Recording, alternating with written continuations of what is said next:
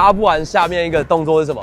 绝对就是裁布吧，对不对？我们要剪完裁完裁片才可以去缝嘛。这台裁剪机好像跟我平常看到的自动裁剪机有点不太一样，它是特别用来做其他种类的裁剪的东西吗？对，它这台是专攻低层裁剪，它有3种不同的刀具可以快速的替换，那也有像是画笔啊或者是冲筒这样的工具，很适合给小型的工厂或者是工作室去做。我看这个皮革有点像是像什么沙发啊，或是什么汽车的椅子啊这些东西。对，哦，很适合他们去做打样或者是那种少量的客制订单。而且我看到它一样有这个投影功能，对不对？